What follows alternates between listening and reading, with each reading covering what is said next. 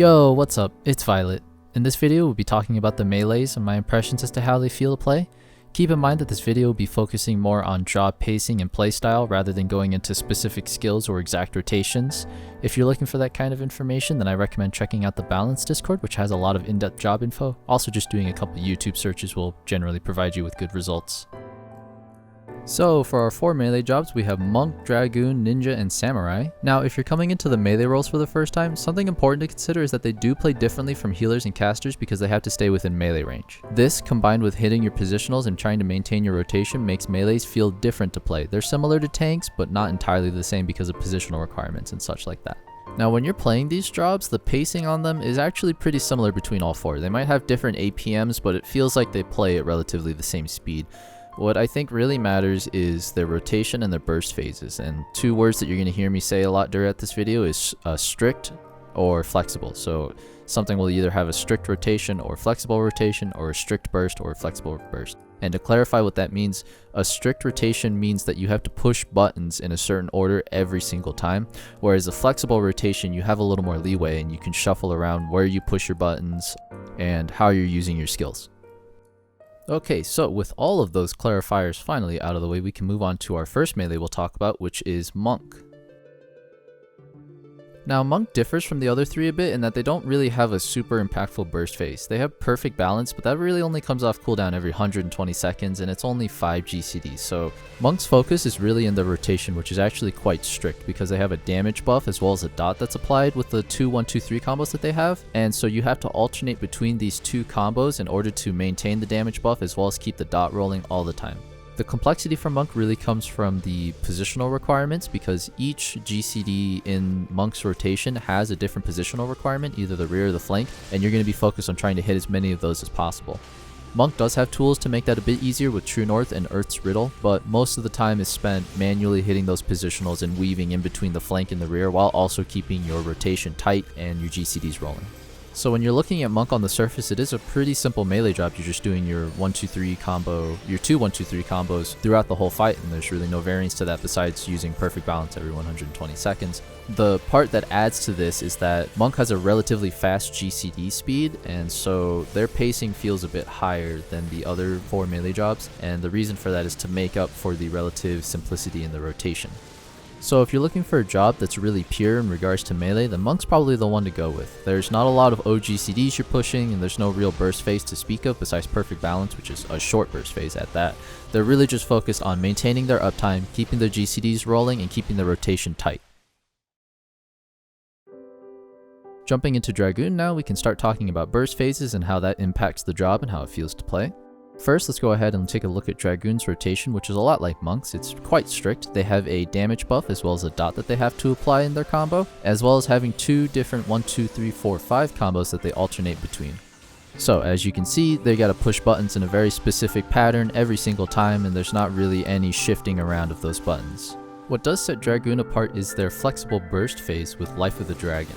What makes this burst phase flexible is that within the 30-second duration of Life of the Dragon, you're expected to hit 3 Nastrons and 1 Stardiver. Hitting 3 Nastrons within that time frame is a little less flexible because they do have 10-second cooldowns, so you can't hit them all at once. You have to space them out properly, but you don't have to hit them at the same time every single time, and Stardiver you can use at any point within that 30 seconds and still get it off. The benefit to being able to be flexible with your skills and move them around in the burst phase like this is that you can use them when it's appropriate. So you can use Stardiver as a movement option, or you can fit it under a raid buff, or you could save your Nastron usage if you have an OGCD like a high jump coming off cooldown. In regards to the pacing, the job never really feels like it slows down. The 1-2-3-4-5 combo helps to keep you busy, as well as having a lot of OGCDs coming off cooldown at pretty much all times really helps you to stay engaged with the rotation and really feel like you're trucking along pretty much constantly throughout a fight. Dragoon also has pretty lax positional requirements. They are there, but they're not super strict, and they're definitely not like Monk where you're going to be switching constantly. Pretty much you do one combo, you're on the flank, you do another combo, you're on the rear, so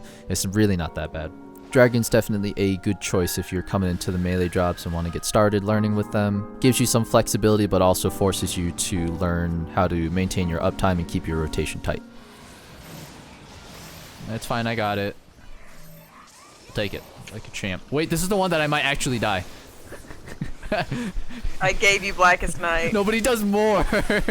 I know, but I gave you Blackest Night for the first one whenever you're by yourself. Now moving on to Ninja, which is pretty much the opposite of Dragoon in that they have a flexible rotation but a strict burst phase, and we should talk about what a flexible rotation looks like. To understand why Ninja's rotation is flexible, we have to look at ninjutsus and how that makes their rotation flexible. Ninjutsus are special in that they don't actually interrupt the 1-2-3 combo, so you could do 1-2, use a ninjutsu, and you can still use the 3 in your combo and it doesn't break it. The reason this is special is because now, if you have to disengage from the boss to handle a mechanic or for other reasons, you can use a ninjutsu to cover that GCD that you're losing, and in that way maintain your uptime. So when you're doing the rotation on Ninja, you're not going to be hitting the same buttons every single time. They're not set in stone like they are with Monk and Dragoon. You will still be doing your 1-2-3 combo, but now you can shift around your ninjutsu appropriately to fit your needs. If you have to take downtime or you have to disengage from the boss, you can use Raiten or Suiton to cover that downtime. The flip side to this coin is that Ninja has a very strict burst phase as well as a very strict burst phase timing, in which that they have to be going into their burst every 60 seconds or else they'll be losing out on a large chunk of DPS. This burst phase comes in the form of Trick Attack, and it's when you want to be using most of your high power skills and fitting in as much high damage abilities as possible to get the most value out of Trick Attack. If you're not using skills in a specific way during the Trick Attack window, some of them might drift outside of Trick Attack, losing you damage over time. So in that sense, Ninja has a pretty strict burst phase. In regards to the pacing in Ninja, it's quite similar to Gunbreaker, in which a large majority of the button pushes are going to be happening during your burst phase, and it's going to speed up a lot, and then once the burst phase finishes, it's going to slow down a good amount. There's still a good number of OGCs you'll be pushing in between burst phases, but it's not consistent like Dragoon. You're not going to be constantly looking at your OGCs to see which ones are coming off cooldown. You'll just be doing your combo, checking your ninjutsu, spending your gauge appropriately, and then getting ready for your burst phase where it all happens at once. I think Ninja's a really good choice if you've been playing melee for a long time and you want to try something new. The added option of having a ranged ability really helps to mix up how the job feels to play and gives you a degree of leniency to be able to handle mechanics or take downtime while still maintaining your uptime. Ninja would also be a good choice if you didn't quite like Monk but you still want to play a fast job. Ninja's APM is still relatively high, so if you liked Summoner, Gunbreaker, Astrologian, those kinds of jobs, then Ninja might be a good choice for you. And now we move on to our final melee, which is Samurai. What makes Samurai special from the other melee jobs is that they have the potential to do the highest amount of damage. However, to be able to actually do that damage, you have to be able to engage and execute their strict rotation and burst phase. The reason executing the rotation and the burst phase properly is important to maximize damage on Samurai is because if you don't, the first thing is that you might not be able to keep your dot up all the time and that'll lose you damage. And the second thing is because you might not be able to use your OGCD cooldowns on cooldown, or you might not be able to use them properly to maximize the amount of damage that you could get out of them. For these reasons, we find that Samurai has a very disciplined sort of playstyle where you have to be constantly thinking about where you are in your rotation, you have to be thinking about what's coming up next, and you have to be planning accordingly for your next burst phase so that everything goes according to plan.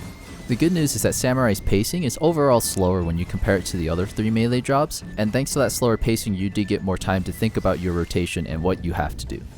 All in all, I think Samurai is a very good pick if you like doing really big deeps, or if you like playing those slower jobs and planning out a little bit more, then definitely a good pick there. So those are my thoughts on the melee jobs and how they feel to play and their pacing. I hope that this video was helpful or at the very least entertaining, and I hope that you have a great day.